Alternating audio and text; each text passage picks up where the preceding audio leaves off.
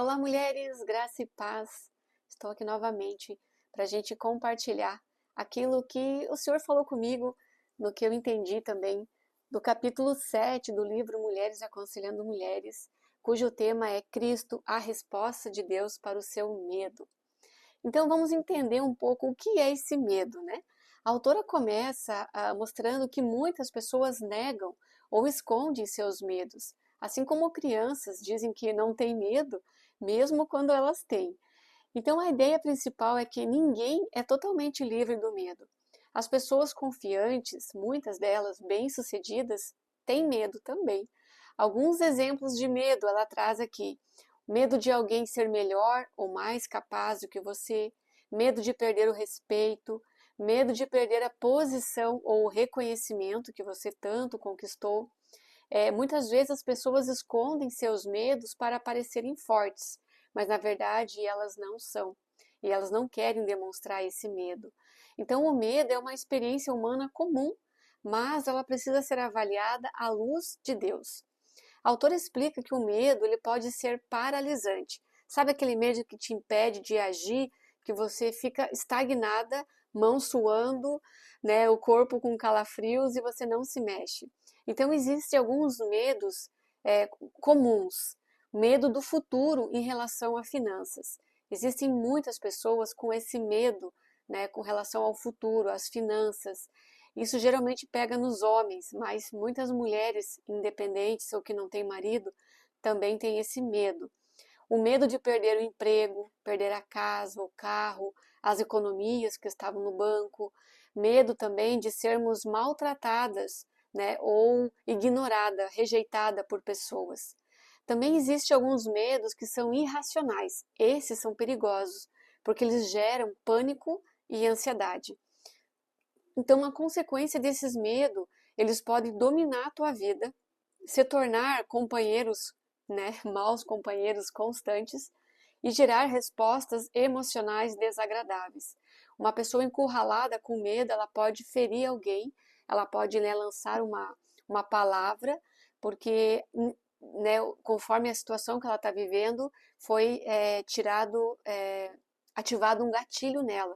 E aquele gatilho, por conta do medo, faz com que ela reaja de uma forma totalmente inconsequente, causando, né, um prejuízo muito grande depois, porque depois que você falou, depois que você se expressou, não tem como engolir a palavra de novo.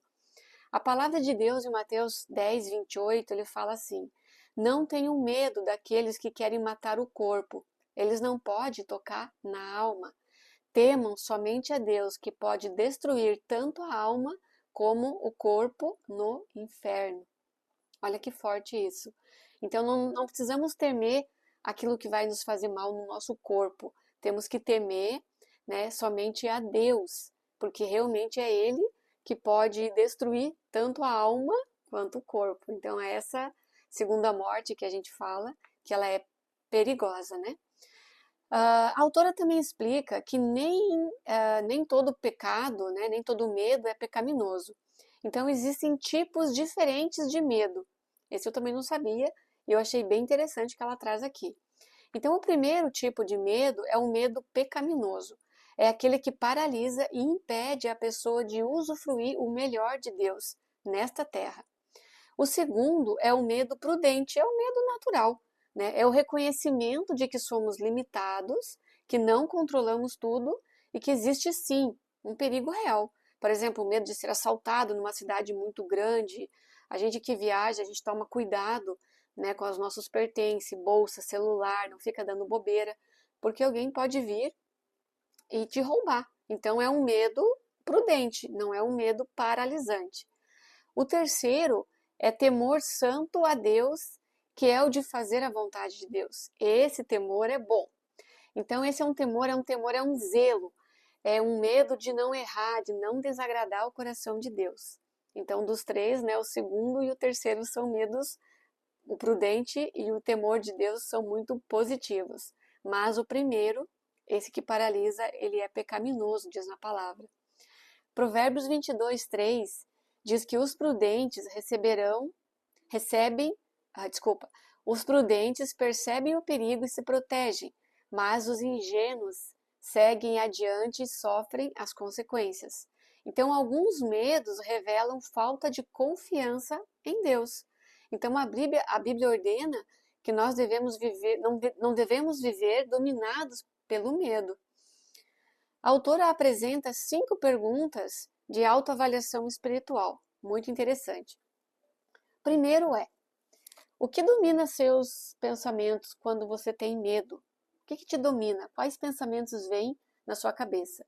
O segundo: de que forma o medo me impede de cumprir as minhas responsabilidades dadas por Deus? O terceiro: quando cedo os temores pecaminosos, o que meu coração está desejando mais do que Cristo? Estou em busca de alívio, de fuga, de aprovação, de aceitação ou de conforto? O quarto: eu tento manipular ou controlar amigo, esposa, filho, colegas por causa dos meus medos? Olha que pergunta interessante. E 5, o que acredito sobre Deus quando o medo vem? Quando eu estou com medo, o que eu acredito? Que Deus realmente é poderoso para fazer infinitamente mais todas as coisas? Ou eu perco as esperanças e eu me refugio no meu medo e fico ali como uma vítima, né, da situação que eu estou vivendo? Então, se nós valorizarmos segurança, aprovação e controle mais do que Deus, o medo continuará a dominar a nossa vida. A Bíblia ensina que certos medos, ele não vem do Senhor, não vem de Deus, né? 2 Timóteo, do 1 ao 7, 1:7 vai dizer: pois Deus não nos deu um espírito de medo e covardia, mas de poder, amor e autocontrole. Então, quando nós dependemos de Deus, nós recebemos poder, amor e domínio próprio, que são muito importantes, principalmente quando o medo vem. 1 João 4,7 também diz: amados, continuemos a amar uns aos outros, pois o amor vem de Deus.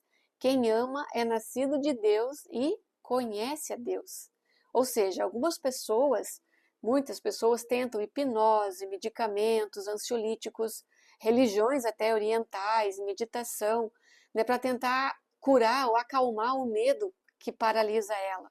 Mas eu digo que somente o amor de Deus, ele expulsa, ele lança fora, né, todo o medo pecaminoso que existe dentro de nós. O temor santo. O que é esse temor santo, né? O que é o temor que faz reverencia a Deus? Provérbios 9:10 vai dizer assim, que o temor do Senhor é o fundamento da sabedoria. Conhecer o santo resulta em entendimento. Então, esse tipo de medo que nos leva a confiar e a obedecer a Deus, mesmo em tempos difíceis, porque Ele é Deus, Ele é poderoso e está no controle, é dizer o que Davi já dizia. No Salmo 31, 7 e 8, ele vai dizer assim, ó, eu me alegrarei e me regozijarei, ou seja, ficarei feliz em teu amor, pois viste a minha aflição e conheces as angústias da minha alma. Não me entregastes nas mãos do inimigo, mas colocaste os meus pés em um lugar seguro. Olha que lindo isso, colocar os nossos pés num lugar seguro. Então eu vou me alegrar no Senhor, porque Ele conhece as aflições da minha alma, ou seja, os meus medos mais profundos, Ele conhece. E mesmo assim eu confio nele, porque Ele é fiel para me salvar, para me proteger, para proteger minha casa, meus filhos, o meu trabalho. Ele está no controle de tudo. Salmos 33:8, ele fala assim, ó, que toda a terra tema o Senhor, que todos os habitantes do mundo o reverenciem, pois ele falou e tudo veio a existir. Ele ordenou e tudo passou a existir. No Salmo 33:13 fala: o Senhor olha dos céus e vê toda a humanidade. Ou seja, Ele está te vendo. Ele vê a tua aflição, Ele vê a tua angústia, Ele vê os teus medos mais profundos. Ele está vendo. Não ache que Ele está inerte a isso, Ele está vendo. Mas o Senhor protege aqueles que o temem. Salmo 33:18.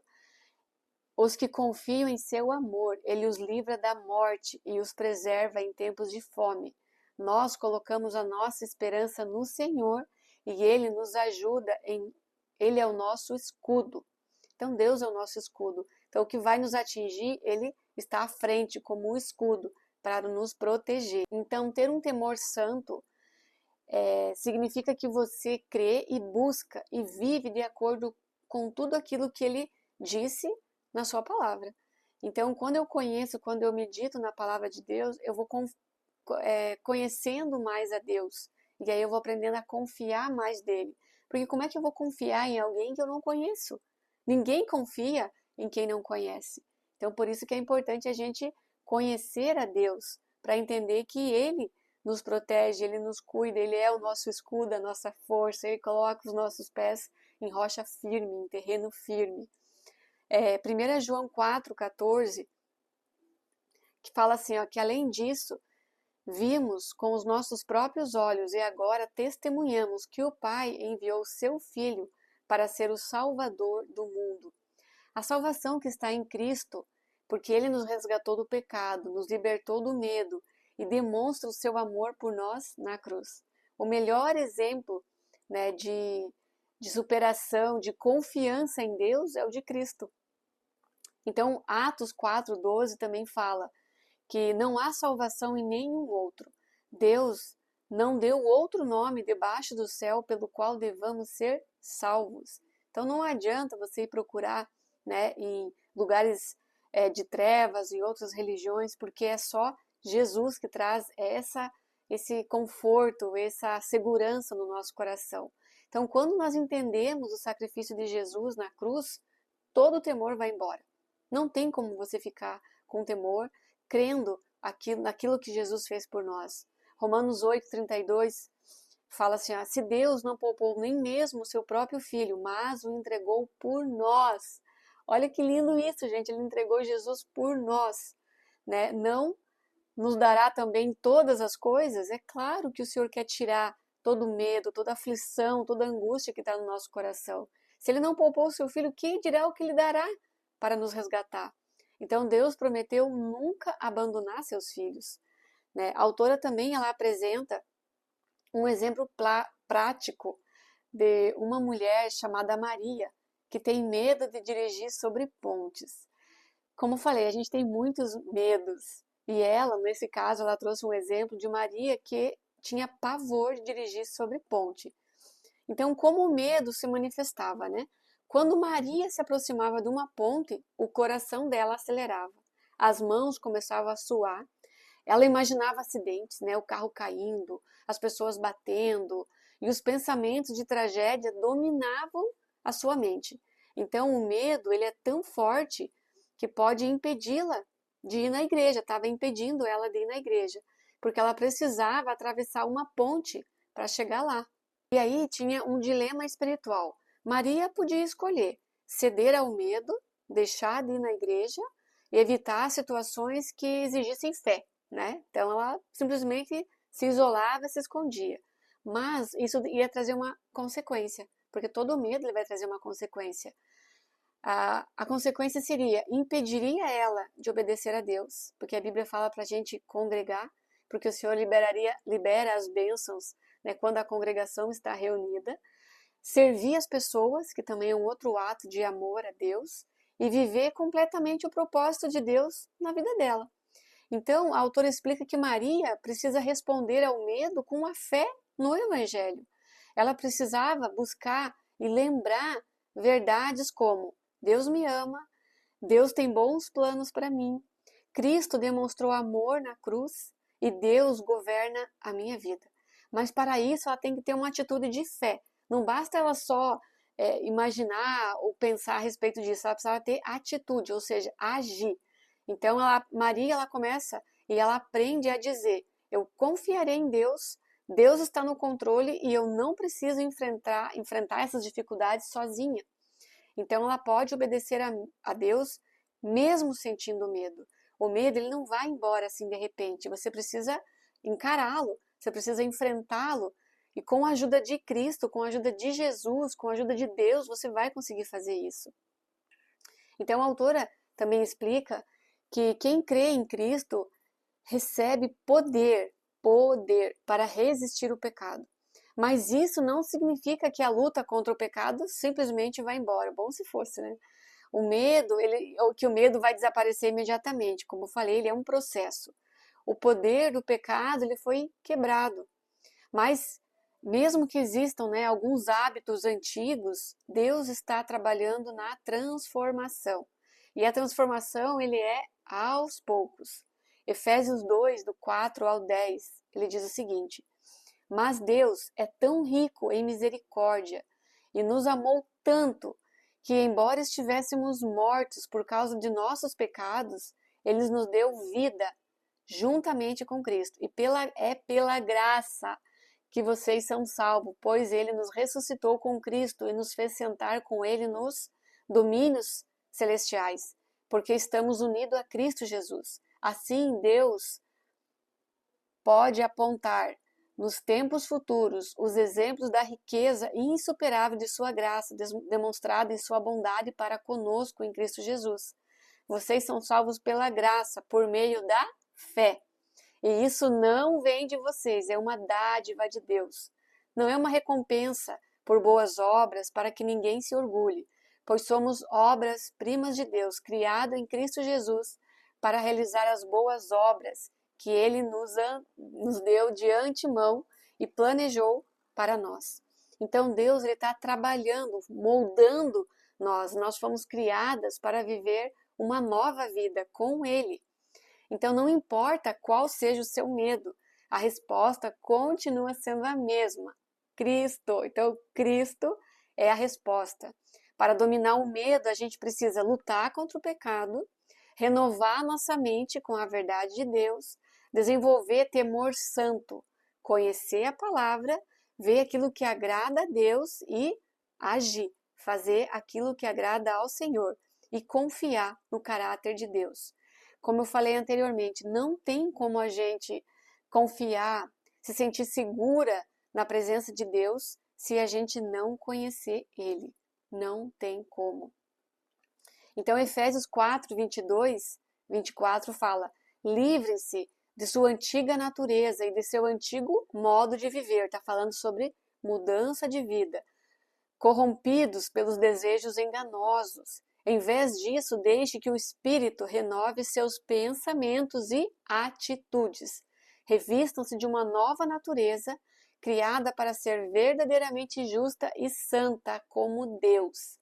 Então o autor encerra com uma promessa poderosa das Escrituras, que é Isaías 43, 1 e 2, né? Então, Isaías, ele é um livro profético, então é um livro de promessas. Mas agora, ó Jacó, ouça, o Senhor que criou, ó Israel, aquele que o formou, diz: não tenha medo, pois eu o resgatei e o chamei pelo nome. Você é meu, você é meu. Quando você passar pelas águas profundas, eu estarei contigo. Quando você passar pelos rios de dificuldades, não se afogará. Quando caminhar pelo fogo da opressão, não se queimará. As chamas não o consumirão. Então Deus, ele conhece suas filhas, seus filhos. Ele nos chama pelo nome e promete estar conosco em todas as nossas dificuldades. Ou seja, não precisamos temer. Temos que confiar no autor e consumador da nossa fé, que é Cristo Jesus. Então não importa o tipo de medo que você tenha, aquilo que te aflige, aquele medo paralisante. Quando você realmente confiar no Senhor, aprender mais dele, esse medo vai embora. E você precisa renovar a tua mente, os teus pensamentos. Né? Não adianta nada você ficar falando consigo mesmo: não vou ter medo, não vou ter medo, não vou ter medo, mas não conhecer a palavra de Deus que fala a respeito disso, vai ser em vão. Então você precisa mergulhar na palavra de Deus, conhecer quem é esse Deus maravilhoso, o que Ele já fez por nós desde lá dos nossos antepassados até hoje. Ele continua fazendo e Ele é a resposta para todo o nosso medo. Amém, amados? Nos vemos no próximo capítulo e eu quero que você medite sobre isso. O que você tem medo? Entrega tudo ao Senhor. Entrega tudo ao Senhor. Eu quero fazer uma oração. Nos outros capítulos eu não fiz, mas nesse em específico eu gostaria de orar. Que você possa repetir essa oração comigo. Senhor, meu Deus e meu Pai, eu quero a partir de agora entregar a minha vida ao Senhor. Quero confiar somente em Ti. Hoje eu entendo que esse medo que muitas vezes me paralisa não provém de Ti. É um medo pecaminoso, é um medo que impede de eu avançar para fazer a Tua vontade. Pai, em nome de Jesus, me ajuda a entender melhor quem Tu és. Quem é o Senhor? O que o Senhor já fez na minha vida? Aquilo que o Senhor já fez e vem fazendo. Me ensina a confiar em Ti. Me abre o coração e o entendimento para entender, para compreender as verdades que estão na Sua palavra. E Pai, eu entrego todo o meu medo, toda a minha aflição, toda a minha angústia e peço para que o Senhor renove os meus pensamentos, as minhas atitudes e que elas venham a, a, a transbordar aquilo que o Senhor vai colocar na minha vida. Em nome de Jesus. Amém e amém. Amém, amadas. Até o próximo capítulo.